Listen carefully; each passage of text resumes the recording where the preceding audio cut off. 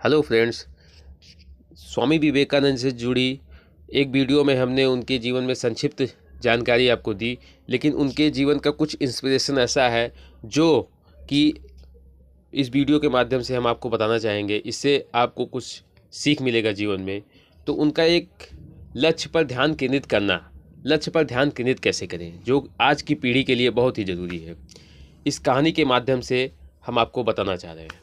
एक बार स्वामी विवेकानंद अपने आश्रम में सो रहे थे कि तभी एक व्यक्ति उनके पास आया जो कि बहुत दुखी था, और आते ही स्वामी विवेकानंद जी के चरणों में गिर पड़ा और बोला, महाराज जी, मैं अपने जीवन में खूब मेहनत करता हूँ, हर काम खूब मन लगाकर भी करता हूँ, फिर भी आज तक मैं कभी सफल व्यक्ति नहीं बन पाया। उस व्यक्ति की बातें सुनकर स्वामी विवेकानंद जी ने कहा, ठीक है, आप मेरे इस पालतू कुत्ते को थोड़ी देर घुमा कर लाएं, तब तक आपकी समस्या का समाधान ढूंढता हूँ।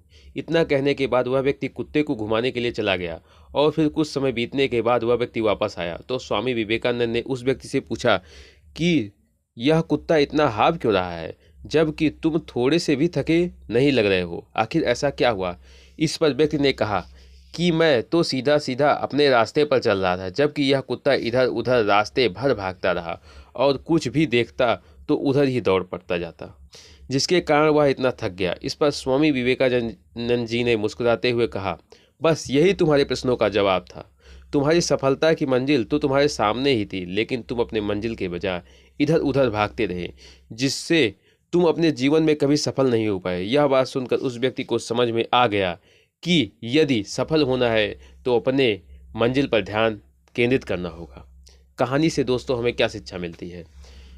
दोस्तों, स्वामी विवेकानंद जी की इस कहानी से हमें यही शिक्षा मिलती है कि हमें जो करना है, जो कुछ भी बनना है, हम उस पर ध्यान नहीं देते और दूसरों को देखकर वैसा ही हम करने लगते हैं, जिसके कारण हम अपने सफलता के लक्ष्य के पास होते हुए भी दूर भटक जाते हैं। इसलिए यदि जीवन में सफल होना है तो सदा हमें अपने लक्ष्य पर ध्यान केंद्रित करना चाहिए। और स्वामी विवेकानंद से जुड़ी कुछ और इंस्पिरेशन है जो हम आपके साझा करना चाहते हैं इस वीडियो के माध्यम से। नारी का सम्मान। स्वामी विवेकानंद जी की ख्याति देश विदेश में फैली हुई थी। एक बार की बात है, विवेकानंद जी समारोह के लिए विदेश गए थे और उनके समारोह में बहुत से विदेशी लोग आए हुए थे, और उनके द्वारा दिए गए स्पीच से एक विदेशी महिला बहुत ही प्रभावित हुई और विवेकानंद जी के पास आई और स्वामी विवेकानंद से बोली, मैं आपसे विवाह करना चाहती हूँ ताकि आपके जैसा ही मुझे गौरवशाली पुत्र की प्राप्ति हो। इस पर स्वामी विवेकानंद जी बोले कि क्या आप जानती हैं कि मैं एक सन्यासी हूँ, भला मैं कैसे विवाह कर सकता हूँ। यदि आप चाहो तो मुझे अपना पुत्र बना लो, इससे मेरा सन्यास भी नहीं टूटेगा और आपको मेरे जैसा पुत्र भी मिल जाएगा।